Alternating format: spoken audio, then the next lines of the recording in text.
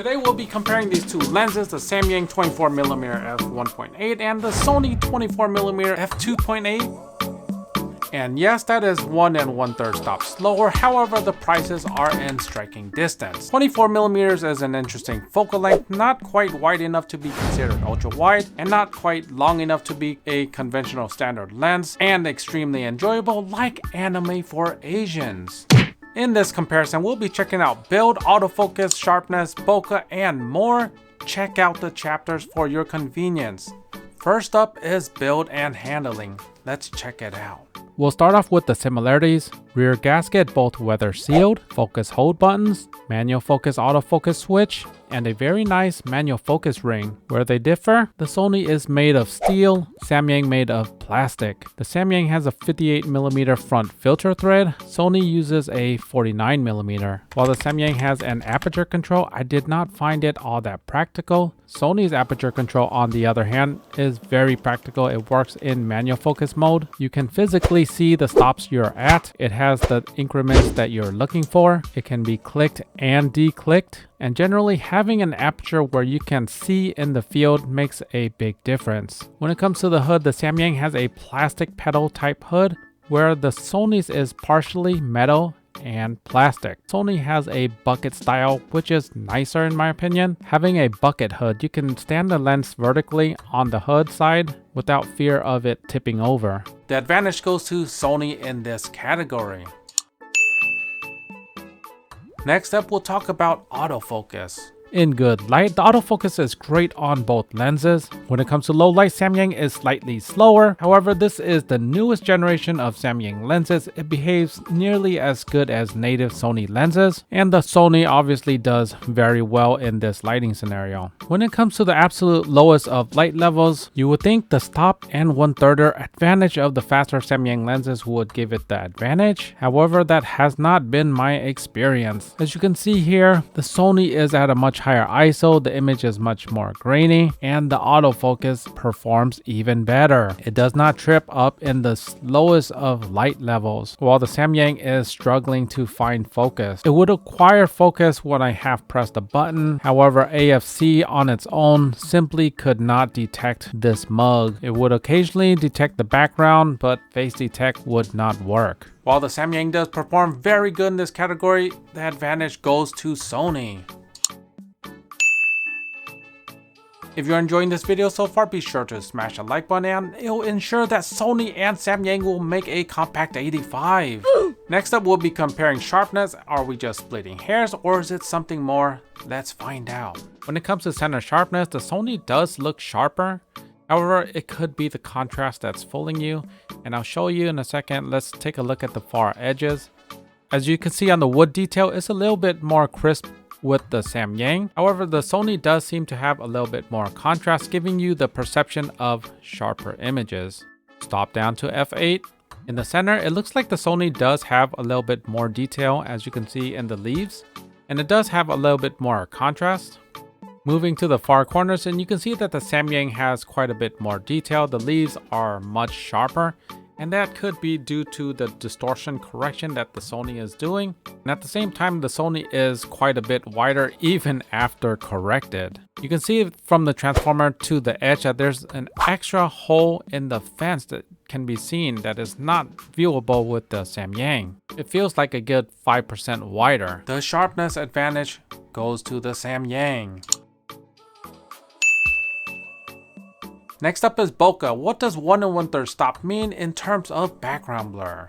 Let's find out. At this close range, you can see that the Samyang has much more blurring abilities. Once we zoom in, you can see that the quality of bokeh is quite similar on both of the lenses. They both have a little bit of outlining here and there. However, the soft edges of the Samyang generally give a better looking background blur. Moving on to where the subject is slightly further away, and this is where 24mm struggles with background blur. There's obviously more background blur with the Samyang f1.8.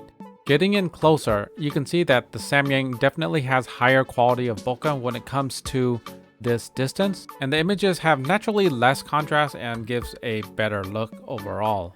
Winner in this category is the Samyang.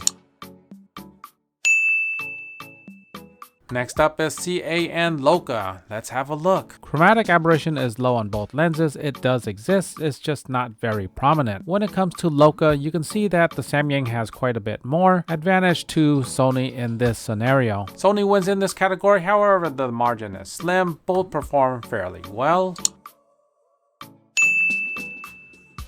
Next up is flare and Sunstars. Let's have a look. Both lenses have great flare resistance. There are minimal amounts of blobs and distractions when it comes to flare. However, when it comes to Sunstars, I'm liking the Sony more. It's much more defined. The lines are nice and straight. Very nice. I like what I see more from the Sony in this category. Advantage Sony. Next up is focus breathing. How do they fare when your subject has ADHD? The Samyang does have some breathing, however I believe this is minimal. While the Sony has quite a bit more, I would consider this medium to high amounts of breathing. It's definitely at least mid-tier. With smaller movements it's not very detectable, larger movements and it can be distracting. As you can see with the Samyang, you could get right up to the lens and it's not a problem. The Samyang is clearly better in this scenario, however the Sony might be usable depending on your standards. Next up is for the size queens. Let's take a look. Both lenses are relatively small for what they offer. Of course, the Sony is a stop and a third slower, so it should be smaller. Giving up that aperture is the sacrifice you're making. The Samyang is the smallest 24 f1.8 or f2 for full frame. If you know of something smaller, let me know in the comments. It comes in at 230 grams, 65mm by 71.5mm, or 2.6 by 2.8 inches. The Sony is 162 grams, so around 70 grams less than the Samyang, or 2.7 by 1.8 inches, so a full inch shorter than the Samyang. It matters.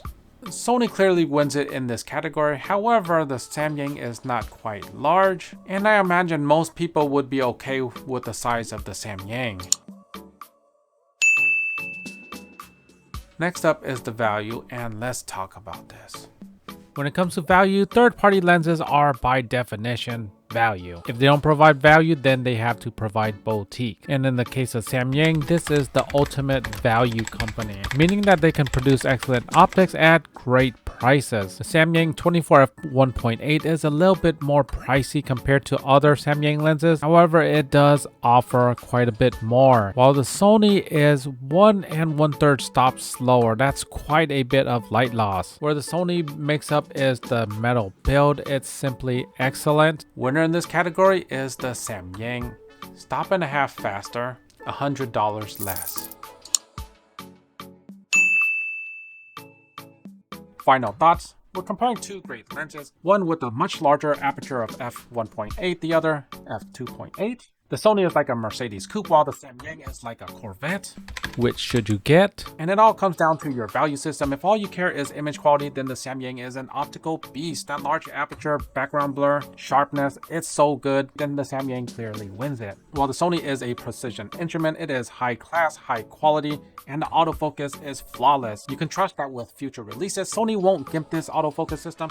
You'll always have that 30 frames per second on an A1. And should the next A7 Mark IV or A7R Mark V have a special autofocus feature, this lens will hold up without compromise. And that is the nature of first-party lenses. So let me know in the comments which you would choose and why. Like, sub, share. See you in the next one.